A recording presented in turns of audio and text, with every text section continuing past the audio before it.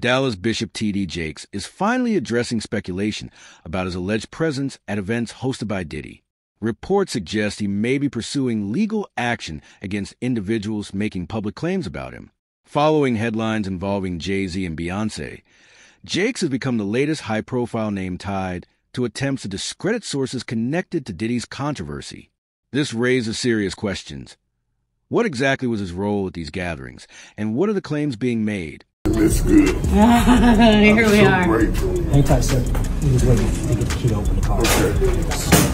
I'm grateful to y'all, all the people who prayed, all the people who texted, all the people who had prayer vigils, all the people who were concerned and sent love and sent notes. Just grateful. Thank you. Didn't have to turn out this way. Just grateful. Not afraid to die. Don't want to hurt my kids. And the people who love me, the church who needs me, the world who called me, the God who sent me. Sometimes you just got. On November 25th, Bishop T.D.Jakes filed a defamation lawsuit against Pastor Dwayne Youngblood, who publicly accused him of misconduct dating back to when Youngblood was 18. Youngblood claimed incidents occurred during church services and stated he had witnesses and phone records to support his story. The allegations were deeply disturbing. Since then, Bishop Jakes has also been mentioned in legal documents linked to Diddy and referenced by comedian Cat Williams in connection to the broader controversy. You can't even imagine being 18, 19 years of age. This person is killing it, and they're saying to you, come on in, let's talk. And so I did. I went in. We sat down at a very long dining room table in a room that she had. And for 2 hours, it was unbelievable. Pouring of heart, crying, him talking about my father. We talking about these scenarios. And I inwardly just knew I had finally found someone who could get it. Someone who understood. I'm sitting at this table, and for the first time talking to any man, I got tears coming down my face because somebody gets me. Somebody understood what I was going through. Well, after sitting there and having this long discourse with him, I finally look at my watch and I'm like, oh my goodness, I got to go. I got to get this car back to my mother. She's going to kill me. So I said to Bishop, I got to get up. And I got up from the table. He got up from the table. He walked around toward the way I had to exit quicker than I got over there. And when I started to walk past him, he pulled me to himself, wrapped his arms around me and tried to kiss me. And in that moment, I literally died. I could not. I tell you, to this day, I can't remember how I got out of that place. But I remember driving home with all kinds of crazy thoughts and what in the world am I going to do now? And I finally get home, get in the house, get in the bed. I'm going to try to go to sleep.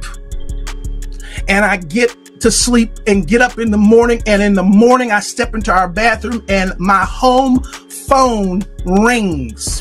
My mother answers the phone and she says to me, Wayne, it's Elder Jakes. And I get on that phone.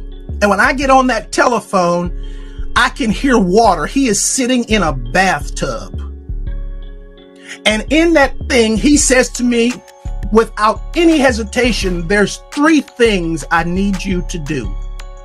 The first one is, when I come to Pittsburgh, you're going to be the only person I sleep with.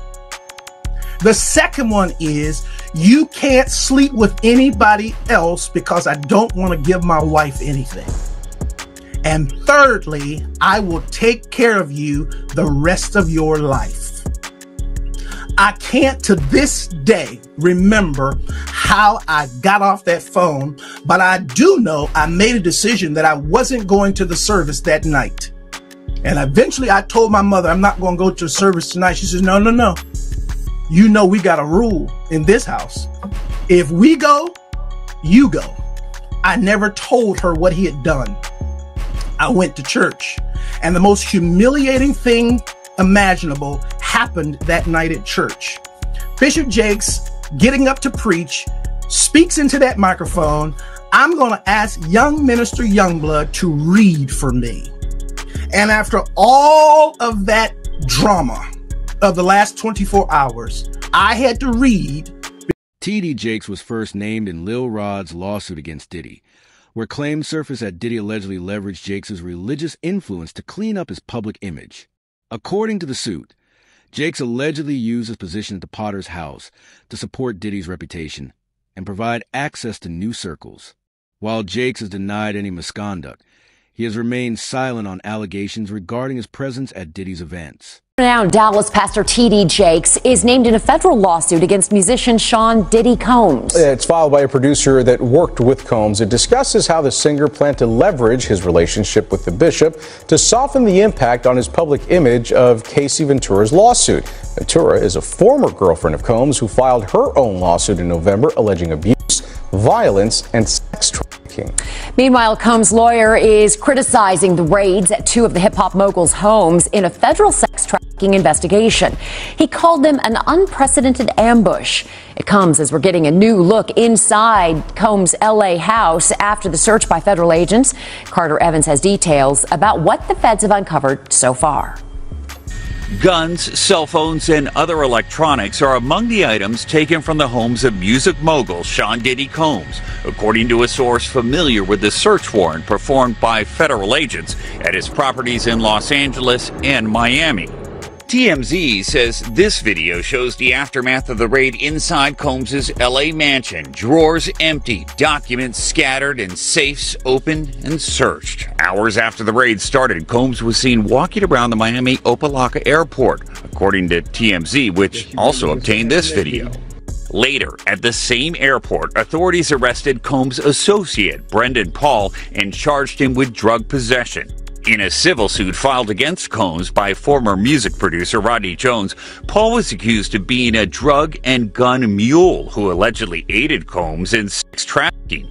Yesterday, Diddy's lawyer called the law enforcement action nothing more than a witch hunt based on meritless accusations made in civil lawsuits. Could this federal investigation have come out of these private lawsuits? Oh, absolutely. If it involves sex trafficking or drugs or weapons or other illegal behavior. Lori Levinson is a former federal prosecutor. They've decided this is worth a lot of resources across the country. So once they've done these searches, they have evidence to follow up on. And if they've got it, they'll move on it. We still here, you're rocking with the best. Even though Combs has not been publicly named as a target of the investigation, he says he's now prepared to fight to clear his name. Interestingly, multiple witnesses have claimed to have seen T.D.Jakes at Diddy's high-profile gatherings, including his well-known all-white parties. One of them, Gondal, allegedly confirmed Jakes' presence and questioned why a religious leader would associate so closely with Diddy. In the past, Gondal has hinted at pastors being tied to Diddy's inner circle, suggesting that some may be hiding behind a righteous image.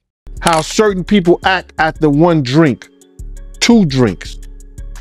And if those girls was drinking out those bottles that he said Diddy laced, and he could show on camera, and he could show that some people had passed out or some people were acting a certain way after they had those drinks, he won his case on that one. When you was around Diddy, was he doing drugs, like party drugs, like ecstasy and stuff like that? Diddy wasn't the dude he is today when I was around him. You understand? He had just started, when I was about to leave, he had just started with because he never smoked weed, he never smoked cigarettes, I never seen him do cocaine or none of that shit.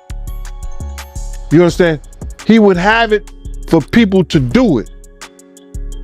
You understand?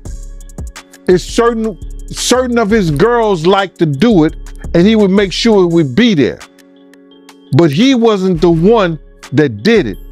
Diddy didn't start getting hooked on drugs until he got hooked on those painkillers. After he got hooked on those painkillers, he started drinking more because he wouldn't even drink hard liquor. He was only drinking champagne, Don P or Cristal. He was not drinking hard liquor then. Yeah, that's real talk, man. And he also claims that, you know, Diddy, he was using T.D.Jakes to fix his image. You believe that? Well, we saw that to be true anyway. That's what he was trying to do all that time. That's why T.D.Jakes was there, to try to fix his image. Diddy, known for guarding his billion-dollar brand, has long prioritized his public image. Reports suggest he made significant donations to T.D.Jakes' megachurch, with Jakes allegedly helping to boost Diddy's standing in return. Since being named in the lawsuit, sources say Jakes has been under intense stress, at one point nearly collapsing on stage. Those close to him claim he's deeply concerned about getting pulled further into the legal fallout and is hoping to keep things quiet. So I want to get right into it, man. How you feel about these rumors surrounding, you know, Diddy and T.D.Jakes? Man, what I think about it is this, you know, when I grew up in the church, the sinners was not supposed to have the same atmosphere with the saints. You have to be able to separate the two.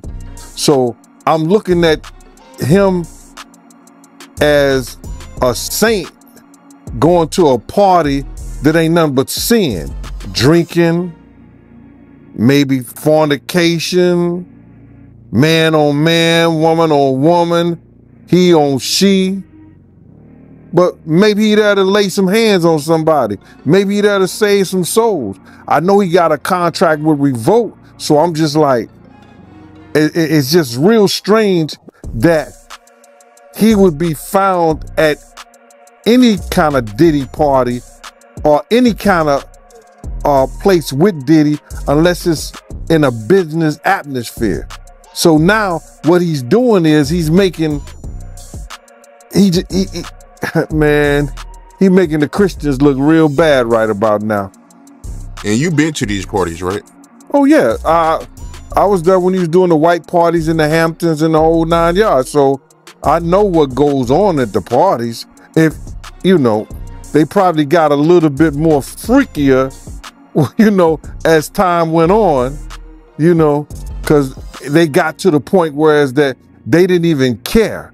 It used to be secretly, you know, where people used to go to, you know, separate rooms and different rooms, and they wasn't doing that out in the public, you know. So, but now they don't care. Men kissing men and all this other shit. That's just crazy. So why do you think he was going to these parties? I think that he's going to the Diddy parties, you know, bruh. If he's going, well, we know he's going to the Diddy parties, and I know that it's, I know what usually happens at the Diddy party, or what we told us happened at the Diddy parties.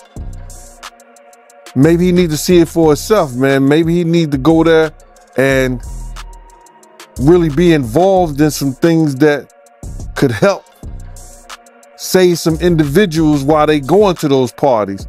Or maybe he just going to, man, it's hard to even talk about. Why would you find a religious man, you know, when you know that the saints supposed to separate themselves from the sinners?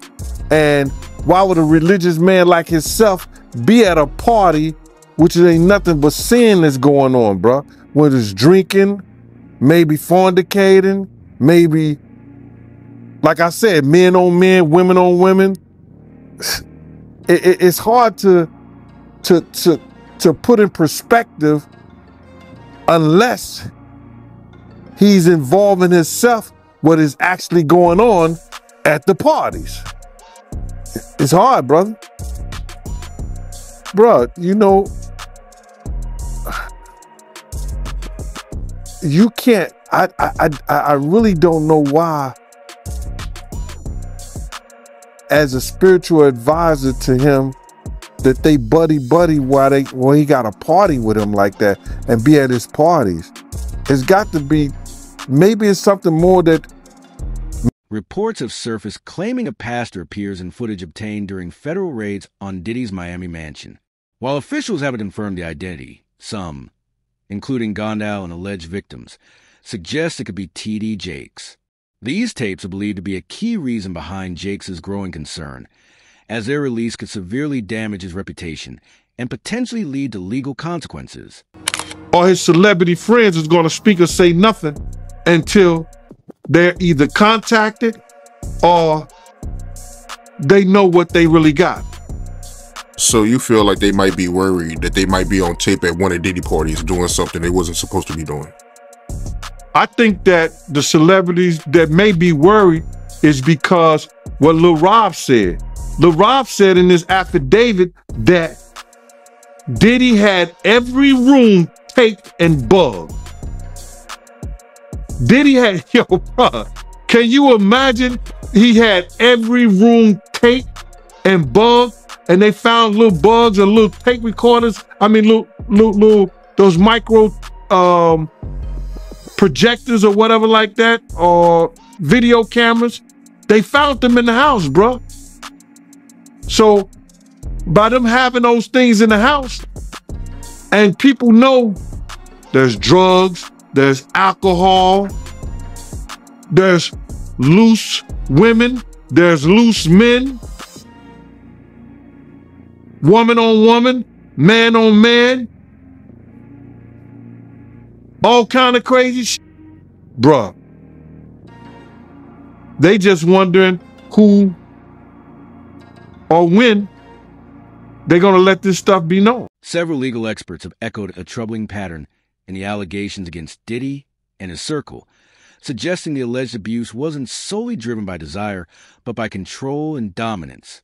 T.D.Jakes' accuser has shared a similar account, claiming he was made to feel powerless and humiliated, even recalling a moment where Jakes allegedly told him he was owned.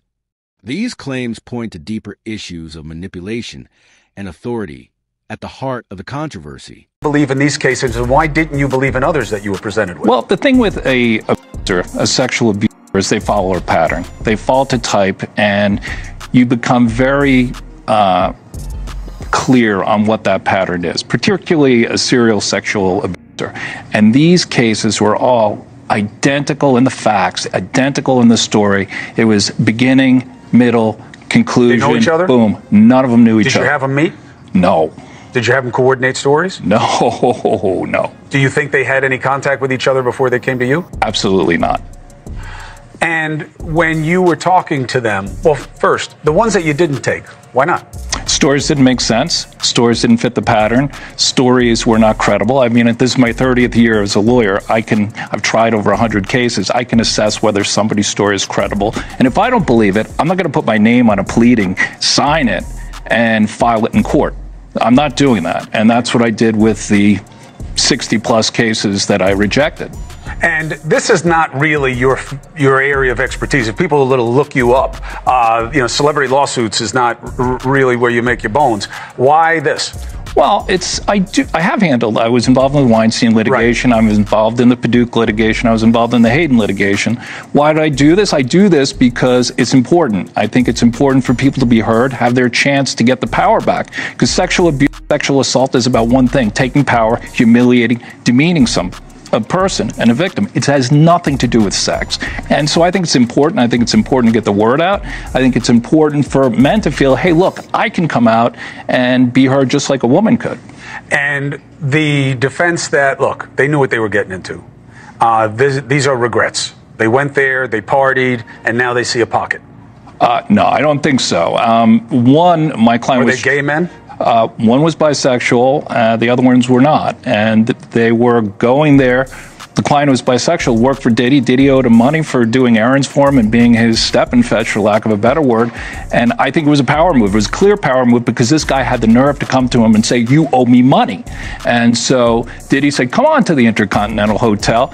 He gives him the drug, knocks him out, sodomizes him. And I won't use the term that my client used, but he said he tried to turn me into his B word. And I think it was a clear power move on each and every occasion. I think the ones that took place in the Park Hyatt, that wasn't partying. My client met him at a nightclub in the city here with a music producer. He didn't think he was getting into that. The man who was in the Hamptons, he thought he was going to a white party. Who wouldn't want to go to a white party? I would have gone to a white party back in the day. I wouldn't go now. But they went there innocently, and this is... Some speculate that T.D.Jakes may have been another figure caught in Diddy's alleged web of influence. According to claims, Diddy would invite high-profile guests to his parties, allegedly drug them, and secretly record compromising footage. This material was then reportedly used for leverage. It's been suggested that this may be how Diddy maintained influence over certain individuals, possibly including Jakes, though none of this has been confirmed.